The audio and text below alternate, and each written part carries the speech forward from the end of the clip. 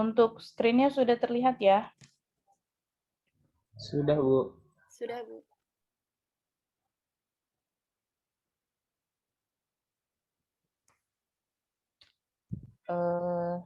Iya, baik. Bentar.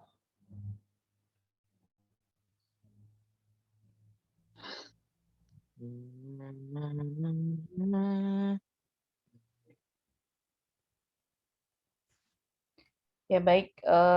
Kita mulai ya. Karena ini sudah 1:30 dan saya tadi sudah beri kesempatan 1/2 jam untuk teman-teman bisa masuk di room Zoom duluan ya, agar maksudnya tidak perlu menunggu lagi. Untuk absensi, nanti saya ada mekanisme tersendiri dengan menggunakan Google Form ya, sekaligus kuis. Jadi absennya nanti saya gunakan dengan menggunakan Google Form ya, setelah materi ini tersampaikan. Jadi nanti silakan dipelajari. Jadi hadir atau tidaknya bukan berdasarkan kehadiran Anda di room Zoom ini, tapi nanti berdasarkan nilai yang Anda dapat dan Anda isi melalui Google Form nanti yang akan saya sebar ya. Dan itu sih hanya butuh waktu beberapa menit, mungkin hanya sekitar 10-15 menit ya. Jadi mungkin besok atau nanti saya kabari waktunya. Yang jelas Anda sudah pelajari materi ini, jadi kalaupun hari ini saya juga nggak bisa mengontrol Anda, mau Anda mungkin karena kan namanya Zoom itu banyak bisa disiasati ya, jadi silakan aja lah, terserah, yang penting materi yang saya sampaikan ini Anda pahami gitu, gimana pun caranya ya. Nah, tapi untuk kerjasamanya hari ini, sebelum saya mulai, mohon semuanya untuk kalau yang memang benar-benar standby dan berniat untuk bertatap muka secara virtual, silakan di-on-kan videonya ya, siang ini.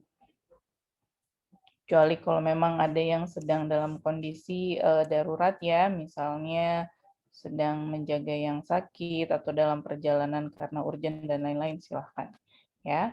Untuk yang lain-lain silahkan dikondisikan, mohon di-on-kan videonya. Untuk suara saya, jika nanti ada kendala mohon segera diberitahu oleh salah satu PJ-nya ya. Untuk yang lain silahkan di-mute saja speakernya ya. Baik, bismillahirrahmanirrahim. Assalamualaikum warahmatullahi wabarakatuh. Waalaikumsalam warahmatullahi wabarakatuh. Baik, terima kasih. Ini di angkatan 2018 ya, Fakultas Prodi Kedokteran Umum di 2018. Tidak terasa kita sudah masuk di blok CRP. CRP itu Community Research Program, atau kalau dalam bahasa trennya di kampus-kampus lain itu materi metlit ya, atau metodologi penelitian. Nah, jadi kalau sudah masuk blok ini berarti artinya Anda itu harus bersiap-siap untuk menghadapi yang namanya skripsi ya, karena materi ini sudah diberikan secara resmi. Nah, sebenarnya mungkin ini agak terlambat kalau di prodi kita, tapi ini sudah dimajuin. Biasanya kan dropmed dulu, udah kita balik nih CRP dulu, biar teman-teman bisa nanti mulai skripsinya lebih awal sebetulnya ya. Nah, untuk materi saya, mohon maaf kemarin ada penundaan jadwal ya, jadi hari ini baru bisa tersampaikan, itu tentang statistik deskriptif ya.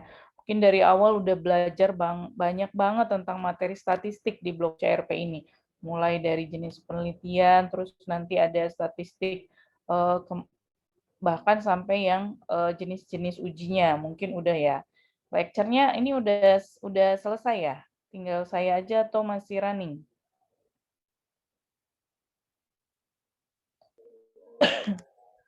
Masih ada yang belum selesai, Bu. Oke, kalaupun misalnya ternyata nggak urut materinya ya, nanti silahkan Anda pelajari lagi lah satu persatu ya. Jadi di sini saya kebagian menyampaikan statistik deskriptif atau biasanya kita sebut dengan uji univariat ya. Saya pikir saya nggak perlu mengenalkan diri lagi, teman-teman juga sudah kenal sama saya ya. Di blok CRP ini saya memang menjadi salah satu tim untuk materi, metodologi penelitian. Terlebih saya juga memang posisi saya ada di tim skripsi ya, sehingga nanti ada beberapa hal yang memang perlu disinergikan dengan blog ini ya. Baik, sebelumnya mungkin saya review dulu.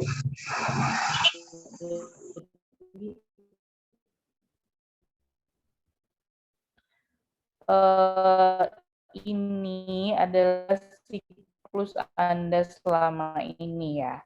Kita lihat nih, bangun pagi biasanya yang Anda lakukan, kecuali saat pandemi ya. Kalau pandemi dari bangun pagi, rebahan lagi, rebahan lagi, rebahan lagi gitu kan mungkin ya. Walaupun sambil ngerjain tugas, karena semuanya serba online.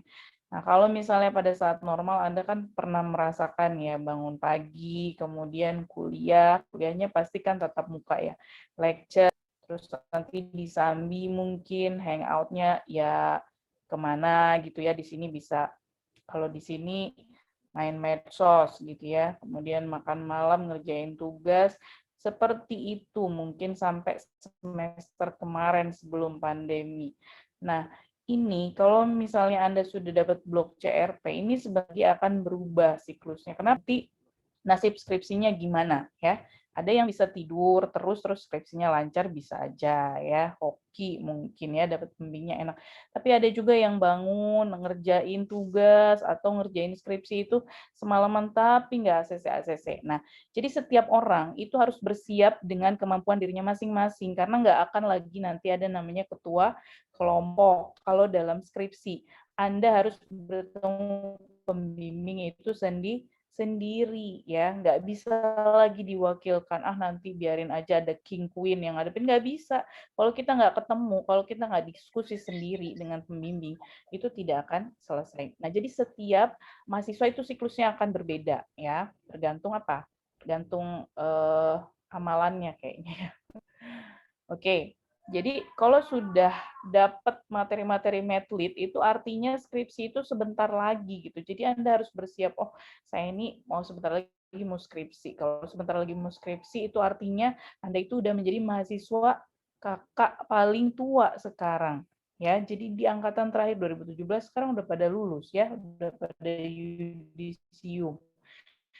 Jadi sekarang Anda ini menjadi mahasiswa tingkat akhir gitu loh. Jadi nggak lagi harus ngandelin ketua kelompok misalnya ya, karena skripsi itu harus dihadapi sendiri. Nah, mungkin kemarin udah sempat dapat materi tentang data, tentang populasi, tentang sampel, bla bla bla, atau hal-hal yang kayaknya, oh kok saya baru denger ya gitu loh. Nah tapi baru denger itu bukan berarti terus Anda lewatin gitu aja, justru baru denger, baru belajar itu Anda harus mempercepat diri Anda gitu, karena sebentar lagi nih skripsi akan dimulai. Bahkan di akhir blok ini Anda akan dapat tugas bikin proposal. Kemarin bahkan udah ada yang WA saya beberapa, walaupun belum saya bales ya, tentang payungan, skripsi misal. Ya monggo aja kalau memang udah ada. Nanti kalau saatnya udah dibuka silakan daftar gitu ya. Jadi kalaupun tugas bikin proposal di akhir blok ini Anda mau bikin untuk calon skripsi Anda itu sangat bagus sekali malahan gitu loh ya. Jadi Anda langsung praktek. Nah, masuk semua pengetahuan di blok-blok yang selama ini Anda pelajari itu Anda akan sajikan dalam bentuk tulisan. Kemudian nanti dipresentasikan secara lisan dalam konteks ilmiah. Dan di situ dipertanggungjawabkan tuh Anda itu berhak atau enggak dapat gelar sarjana. Ya, dalam hal ini spesifiknya sarjana kedokteran. Nah, itu kenapa harus melalui karya tulis ilmiah gitu. Karena semua pendidikan yang berbasis akademik itu harus melewati yang sebuah proses yang ilmiah. Nah, salah satunya adalah paling dasar itu skripsi untuk tingkat S1 ya. Jadi di sini semua ada banyak bagiannya. Contohnya nanti ada penyajian grafik ya, kemudian statistik dan segala macam ya, termasuk penelitian di dalamnya. Juga materi tentang statistik. Jadi statistik itu apa sih? Intinya statistik itu adalah kumpulan angka yang dihasilkan dari pengukuran atau perhitungan yang disebut data ya. Jadi data basisnya tuh data. Datanya bisa dalam bentuk apa aja. Data tekanan darah, kalau dari rekam medik misalnya data usia, data tentang apalagi jenis kelamin, pekerjaan, itu semua data ya. Diartikan sebagai statistik sampel. Nah, jadi statistik ini masih sampai saat ini ya diklaim sih, tapi memang sudah ditetapkan ya sebagai sebuah, artinya kalau udah pakai statistik orang tuh bisa tuh nggak menular lagi setelah 10 hari misalnya isolasi. Nah, kemudian ada bukti ilmiahnya, berarti ada hitungan statistiknya. Boleh kita percaya gitu ya. Oh, ini ada prosesnya. Nah, definisinya apa sih statistik itu?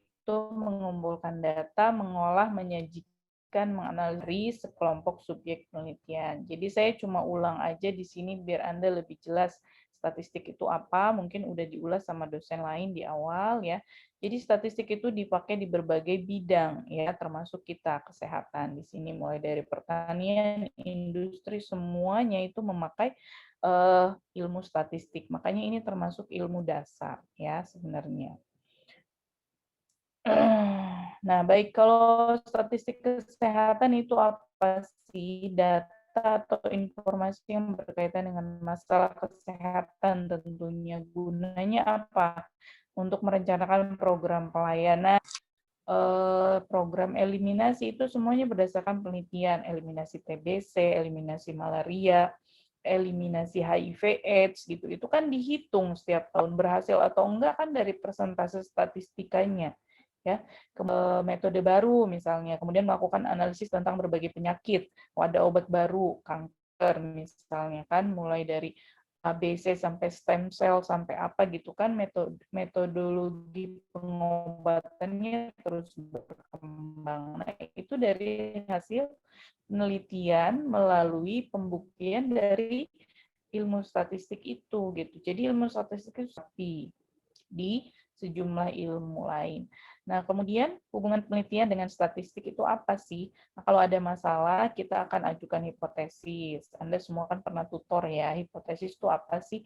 Dugaan sementara.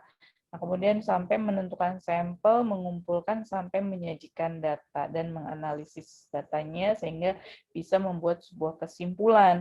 Oh, ada hubungan ternyata antara misalnya apa? Antara pemeriksaan paru atau toraks dengan diagnosis COVID misalnya gitu ya. Nah, atau apa aja lah gitu yang hari ini hubungan-hubungannya memang perlu dicari terkait dengan fakta-fakta yang belum diketahui. Nah, itu semua perlu statistik ya. Nah, statistik di sini ada yang namanya statistik deskriptif. Nah, ini yang akan kita bahas hari ini. Statistik deskriptif itu hanya berkenaan dengan pengumpulan, pengolahan, dan penyajian data. Jadi kata kuncinya kita hanya menyajikan data tanpa mengambil kesimpulan, ya. Hanya disebut univariat. Univariat. Oh, apa itu Ibu penelitian deskriptif? Ya, penelitian deskriptif itu hanya menggambarkan data aja, tapi kita nggak punya kesimpulan ini ada hubungan atau tidak, ini ada perbedaan yang signifikan atau tidak, ya.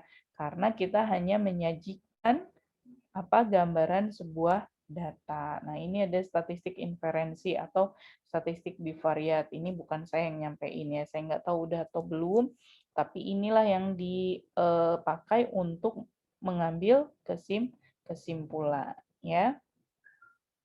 Nah, data itu terbagi atas dua, mungkin udah pernah dijelaskan juga ini sama dosen yang menjelaskan terkait jenis data ya. Ada kualitatif, biasanya dinyatakan dalam bukan angka. Ada juga kuantitatif, dinyatakan dalam bentuk angka. Bukan angka tuh kayak mana sih Bu? Jenis pekerjaan contohnya, ya status marital, menikah atau tidak, ya. Terus tingkat pendidikan misalnya, itu kan bukan angka. Tapi kalau kuantitatif itu angka. Kalau kedokteran misalnya apa Bu? Tensi darah, munculnya kan 120, itu kan angka ya. 140 misalnya, atau gula darah. Nah, itu kan angka. Ini kalau contoh lainnya jumlah gaji, usia, hasil ulangan, yaitu semua angka. Nah, jadi kita juga harus tahu jenis data yang kita gunakan itu apa ya. kategorik atau numerik atau kualitatif atau kuantitatif. Ya, banyak istilahnya, tapi itu sama. Nah, ini data-data berdasarkan skala datanya, ya. Ada yang nominal, nominal itu hanya untuk mengkategorisasi, hanya melabel. Jadi posisi datanya misalnya jenis kelamin, laki-laki, perempuan, berarti data nominalnya laki-laki 1, di kodenya perempuan 2. Misal ini biasanya ada tingkatannya. Contohnya apa? Tingkatan tingkat penghasilan per bulan misalnya, tinggi, rendah, sedang. Nah, itu kan ada tingkatannya ya. Nah, kalau interval ini biasanya di mana jarak antara dua titik skala sudah diketahui. Ya. Nah, ini contohnya temperatur. Kemudian kalau data rasio, di sini nolnya mempunyai titik absolut, itu artinya di sini tidak ada kategorisasi. Kalau rasio itu artinya angka mutlak ya, angka matematika. Jadi angka murni di sini kayak tadi tekanan darah, gula darah misalnya. Ini di data rasio masuknya ya. Tapi kalau kayak suhu misalnya di sini kan ada derajat Celcius nih. Nah, itu datanya interval ya, karena nolnya itu masih ada angkanya. 0 derajat Celcius ada nggak? Ada, itu dingin gitu kan. Nah, tapi kalau di matematika 0 itu berarti kosong kalau di rasio ini ya, itu perbedaannya. Nah, pembagian statistik tadi sudah saya jelaskan. Statistik itu intinya ada 2 ya, statistik deskriptif sama inferensial biasanya disebut. Nah, di sini di inferensial ini uji ya di situ. Uji statistik, bukan saya yang menjelaskan. Nah, jadi dilihat dari banyaknya variabel yang dianalisis, itu ada namanya analisis itu univariat, bivariat, sama multivariat. Kalau univariat satu variabel, kalau bivariat dua variabel, sama multivariat itu lebih dari dua variabel. Nah, yang akan kita bahas itu yang ini, yang pertama, yang univariat atau statistik deskriptif aja. Ya. Jadi apa sih itu statistik yang langsung digambarkan? Ini tahap pertama, kalau deskripsi ini tabel. Tabel itu pakai yang namanya uji univariat, menggunakan statistik deskriptif. Jadi sebelum kalian melakukan mau uji chi-square, uji t-test, misalnya. Nah, kita bikin tabel dulu, namanya tabel univariat. Ya. Nah, tapi kita itu dari data yang kita punya itu apa, kita harus tahu. Ya, sehingga nanti ini cukup di analisis univariat atau memang mau bivariat sampai multivariat. Nah, tergantung jenis datanya, ya. Jadi kita memulai memilih statistik itu dari jenis data. Data kita itu apa? Interval atau rasio, kemudian apa nominal atau ordinal, nanti pakainya non parametrik kalau nominal. Tapi kalau interval atau rasio pakainya yang parametrik. Nah, kalau misal lebih gunakan bivariat atau bahkan multi, ya, tapi nggak sampai multivariat, cukup bivariat aja. Apa aja sih yang namanya analisis univariat itu? Pertama, biasanya kita harus mencari tabel distribusi frekuensi, kemudian digunakan untuk menjadikan grafik, kemudian pemusatan data. Data itu pemusatan tuh cari rata-rata, cari median, modus, terus nilai minimum dan maksimum. Jadi ini mungkin waktu SMA juga Anda udah pernah belajar sebenarnya, tapi kalau sekarang disajikan dalam penelitian, bukan lagi dihitung untuk ujian. Kalau dulu kan coba dicari nilai min, nilai median pakai kalkulator, menghitungnya pakai SPSS. Anda tinggal menyajikan di tabel. Itu apa sih data yang telah diperoleh dari suatu penelitian yang masih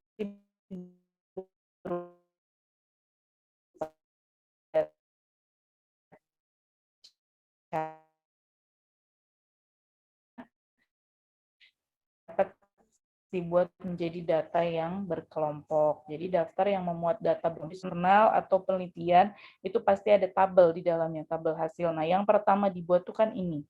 Misalnya kita menyebut kelompok umur, tahun berapa orang, ada bintang, kalau dipersenkan 5%. Nah, ada sampai misalnya usia 40 sampai 44 itu ada 14 orang di sini persen 14%. Ya, jadi ini namanya distribusi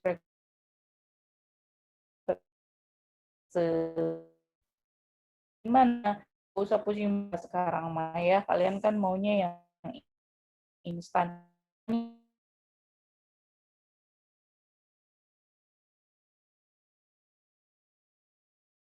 Pelajari semua di presentasi tinggal satu klik aja keluar angkanya. Jadi Anda ya, contohnya masih distribusi frekuensi. Nah, misalnya ini ada jenis penyakitnya yang diteliti. Oh, ada berapa sih jumlah penyakitnya? 10 penyakit terbanyak, ini kan contohnya. Ada 13 sekian ribu nih, kalau dipresentasikan sekian persentasenya ya. Nah, ini termasuk namanya analisis univariat atau statistik deskriptif. Jadi kalau ditanya statistik deskriptif itu apa sih yang kayak gini, tabel ya. Tabel distribusi frekuensi. Itu yang paling sederhana dan paling pertama dilakukan. Nah, kemudian yang kedua, biasanya kita gunakan juga analisis univariat itu untuk membuat grafik. Gimana caranya, Bu? Pakai Excel. Kalau grafik yang lebih juga bisa, banyak variasi kalau di SPSS. Membuat grafik angka, angkanya jangan salah, sumbu X-nya berapa, sumbu Y-nya berapa gitu. Ya, dulu mungkin kan pernah belajar lihat namanya ya. Macam-macam, saya mau menyajikannya nanti dalam bentuk batang, dalam bentuk garis, misal dalam bentuk pie, dalam bentuk garis yang berinteraksi, ini boleh gitu loh. Tergantung dari variabel penelitiannya atau permintaan pembimbingnya gimana. Ada pembimbing yang lebih suka grafik batang, ada juga yang nyuruh pakai garis, misalnya itu ya. Nah, ini contohnya yang sudah dimodifikasi. Ini kok kayak gambar sih, Bu? Padahal ini sebenarnya grafik basicnya. Kita lihat nih, gejala jika tertular virus corona. Ini dari 55.000 kasus, WHO membuat sebaran grafiknya. Nih, dari 55.000 kasus. Jadi memang yang paling banyak itu adalah demam, 80%. Nah, ini kan bisa dibaca. Ini namanya grafik batang, cuma miring dia bentuknya. Nah, ini boleh aja. Tapi kalau dalam skripsi biasanya standar, bentuknya harus seperti tadi ya, harus seperti ini. Nah, ini juga contoh grafik garis berinteraksi. Mau membandingkan misalnya antara kasus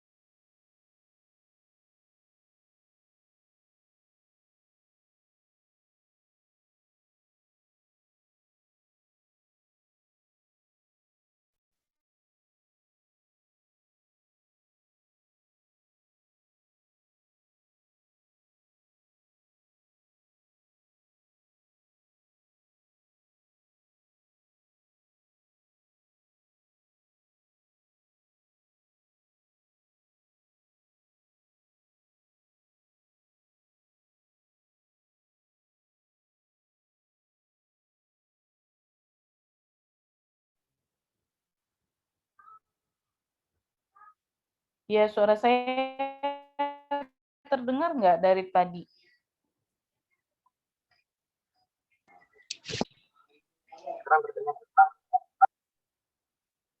Barusan saya keluar ini karena sinyal kayaknya ya. Iya.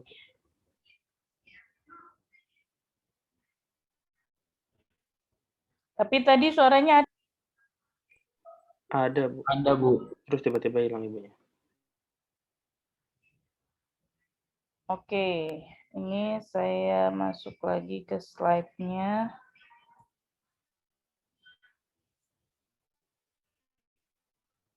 Tadi sampai mana tadi? Kok suara saya masih mute tadi di situnya. Sampai tabel itu. Ya. Sini bukan?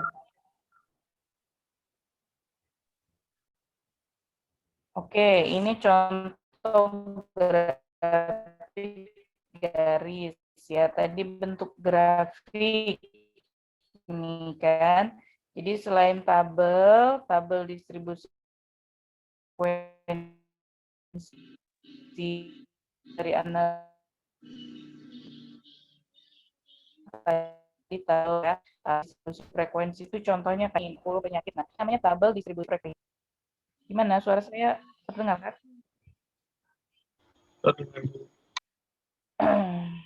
Oke.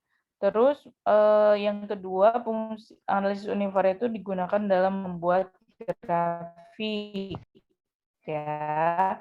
Nah, contoh grafik tuh kayak gini, grafik batang, grafik garis, grafik pie. Ini Anda bisa gunakan dengan menggunakan Excel. Microsoft Excel itu paling baik untuk digunakan dalam membuat grafik ya. Nah, ini contoh modifikasi grafiknya. Tapi kalau dalam skripsi biasanya harus standar seperti tadi ya. Nah, ini kan grafik sebenarnya. Dari 55.000 kasus, gejala jika tertular virus corona itu persentase yang paling banyak adalah demam. Ini kan bisa kita baca ya grafiknya. Nah, ini grafik kasus harian COVID-19 di Indonesia ya. Contohnya pada saat 29 September ini kan berdasarkan gini nih. Oh, yang meninggal ya angkanya 0 gitu kan sampai tanggal 29. Tapi yang pulih juga semakin meningkat nih, yang hijau, yang merah ini yang terkonfirmasi positif.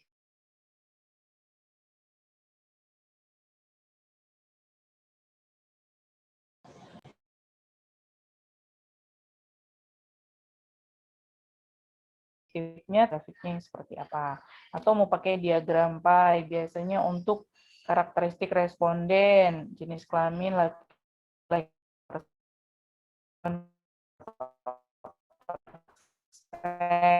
ya. Nah, ini kan contohnya kalau M itu male, male itu artinya laki-laki, female artinya perempuan.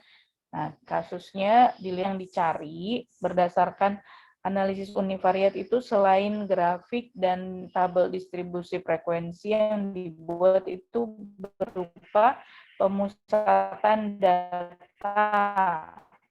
Ya. Jadi pemusatan data itu mencari nilai modus. Jadi rata-rata jumlah seluruh nilai data ya. Jadi kalau rata-rata itu biasanya jumlah seluruh nilai data dibagi jumlah datanya itu sendiri ya. Jadi dapatlah nilai rata-ratanya. Tapi ya nggak usah repot lah sekarang. Kalau dulu iya pakai kalkulator saintifik ya. Harus menghitung sendiri. Kalau sekarang Anda tinggal pakai SPSS. Makanya nanti ada rekan ya untuk menghitung ini semua dengan cara yang lebih mudah dengan menggunakan aplikasi ya. Nah, kemudian median. Median itu adalah nilai tengah median itu ya. Nah, ini rumusnya ini. Kemudian modus, kalau modus adalah nilai yang paling sering muncul. Median sama modus sih jarang ya digunakan dalam penyajian tabel data hasil di univariat, tapi yang paling sering itu adalah nilai min atau nilai rata-rata ya. Nah, ini kalau Anda mau belajar lebih detail urutan pengertiannya, saya sajikan di slide nih, silakan ada contohnya. Median itu apa sih? Misalnya nilai ulangannya kan 10, nilai tengahnya itu 6 ya. Nah, maka rata-rata hitung sama dengan 6,55, mediannya 6. Nah, kalau nyari rata-rata gimana? 10 ditambah 10 kan, ditambah 8, tambah 7, semua dijumlahkan, dibagi jumlah nilainya. Ada berapa? 1, 2, 3, 4, 5, 6, 7, 8, 9, 10, 11, 12. Ya. Nah, itu maksudnya walaupun Anda dihitung oleh SPSS, tapi secara konsep Anda ngerti nilai min itu gimana sih cara nyarinya secara sederhana gitu loh. Ya. Nah, ini nilai min dan nilai median. Nilai median tuh nilai tengah, cari tengah-tengahnya. Nah, kemudian nilai modus, ini adalah nilai yang sering muncul. Nah, misalnya ini nilai ulangan lah ya. Kita asumsikan 10, 8, 7, 6, 5. Nah, frekuensi itu kan berapa kali dia muncul. Nah, di sini udah disajikan. Oh, ini ada 4 kali. Berarti lebih banyak nilai 5-nya dibanding nilai 10-nya. Dan memang yang paling sering muncul itu nilai 5 di sini. Nah, itu namanya modus ya. Nah, itu disebut biasanya dalam analisis univariat dalam beberapa kasus juga kita pakai, tapi sangat jarang ya.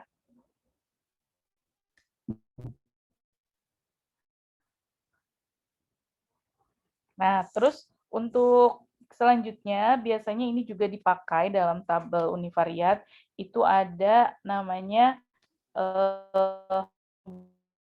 heterogenitas, nilai yang menyatakan atau range, kemudian deviasi rata-rata, varian, sama standar deviasi. Nah, yang paling sering dipakai itu nomor 4, standar deviasi kalau deskripsi ya. Jadi di sini Anda biar tahu, oh apa sih namanya standar deviasi ya. Nah, rentang itu selisih bilangan terbesar dengan bilangan terkecil.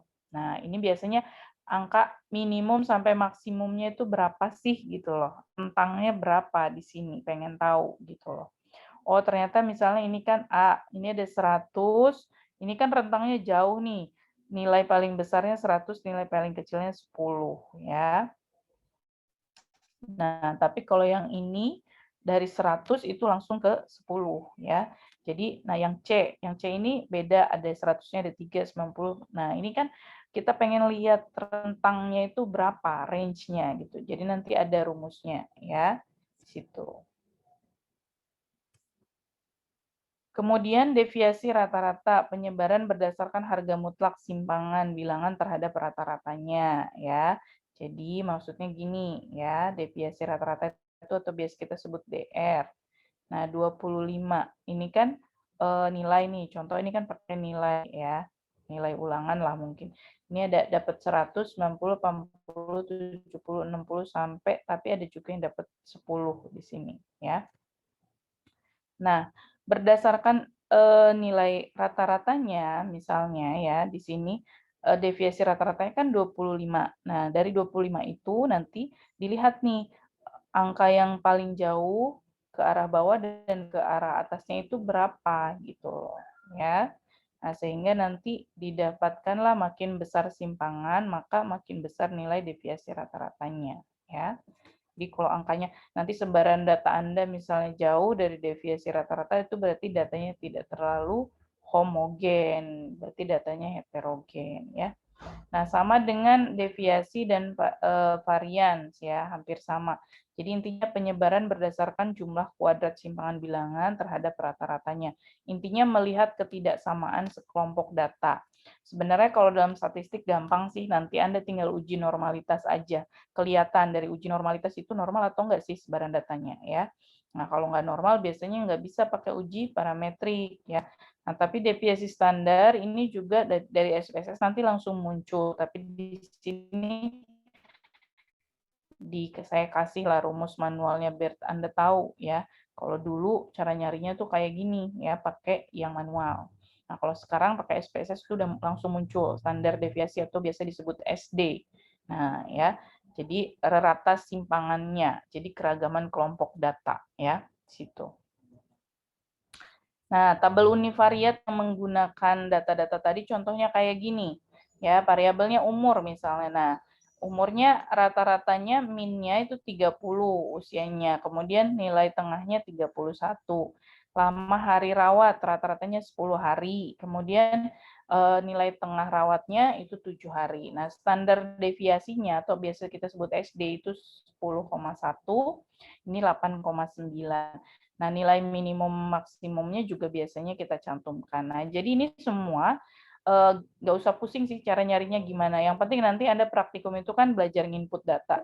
Nanti keluar gitu semuanya, ada nilai mean, nilai median, nilai modus ya, nilai standar deviasi sampai nilai minimum maksimum. Sekarang tinggal Anda pilih mau Anda sajikan yang mana di dalam tabel univariat gitu. Jadi saya di sini hanya menjelaskan yang namanya univariat itu terdiri dari tabel distribusi frekuensi tadi, grafik, sama ini tabel univariat yang berupa nilai rata-rata dan heterogenitas data atau kita sebut dengan standar deviasi dan nilai mean, median ya.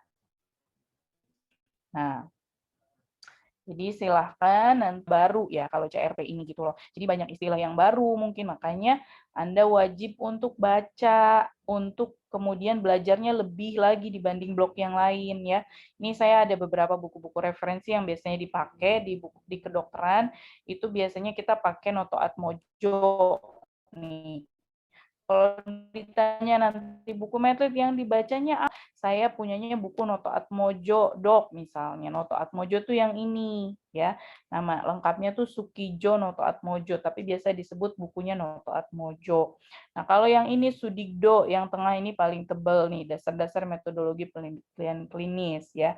Nah, ini Sudigdo Sastro Asmoro ini juga bagus bukunya, mencakup semua tentang metodologi. Dan ketika Anda bikin skripsi, itu harus punya nih buku salah satu ini, karena Anda harus punya rujukan tentang metodologi penelitian yang Anda pakai, termasuk semua di dalamnya ada terkait dengan jenis populasi, sample size misalnya.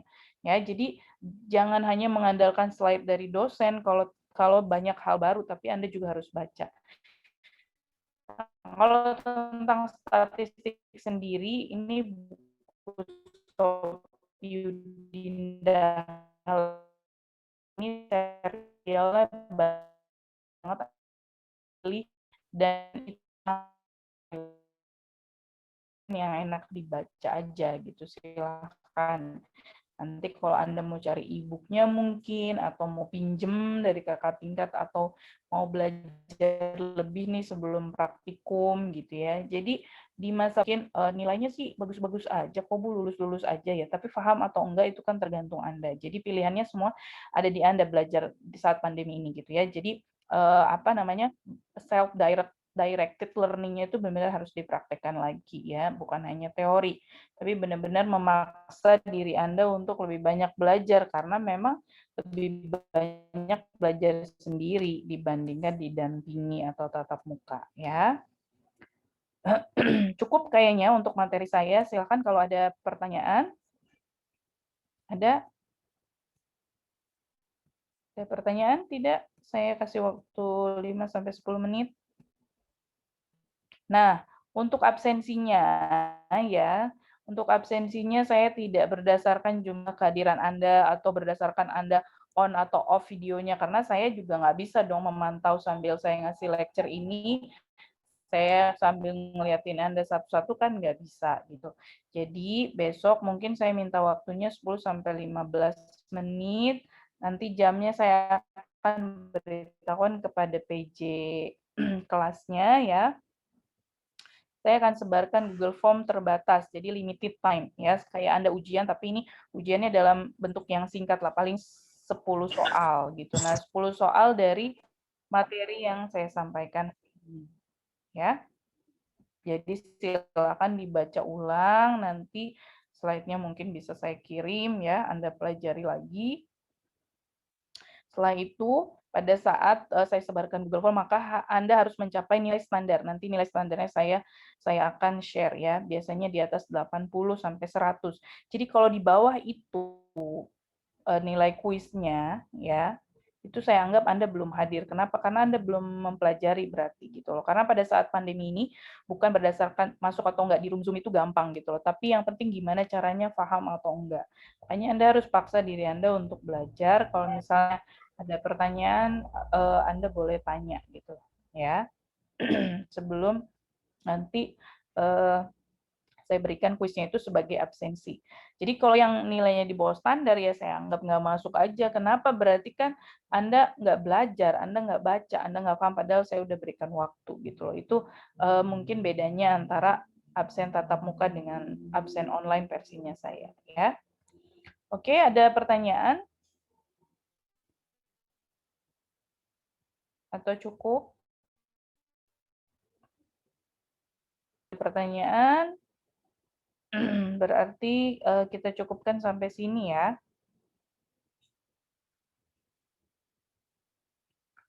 Ini kalau di saya ada 171 yang masuk sekarang ya. Kalau tadi katanya ada berapa? 175 totalnya. Ya, ada 175, Bu. 175 ya. Berarti ini yang 5 orang nanti yang nggak hadir saat Zoom ini, datanya ada nggak?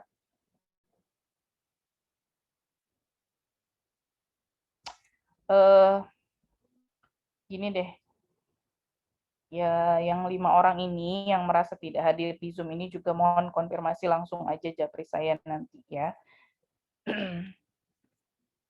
Baik, kalau tidak ada pertanyaan, berarti untuk materi statistik univariatnya saya cukupkan dulu sampai sini ya. Kalau ada pertanyaan juga silakan nanti disampaikan ya. Mungkin melalui apa ya? Melalui ketua kelompoknya boleh nanti ya, atau langsung juga bisa kalau memang ada pertanyaan. Silakan dipelajari lagi materinya ya. Untuk absen nanti saya akan bagikan Google Form-nya seperti apa yang sudah saya instruksikan tadi. Terima kasih untuk waktunya. Mohon maaf atas kekurangannya. Saya tutup. Assalamualaikum warahmatullahi wabarakatuh. Waalaikumsalam warahmatullahi wabarakatuh. Waalaikumsalam warahmatullahi wabarakatuh.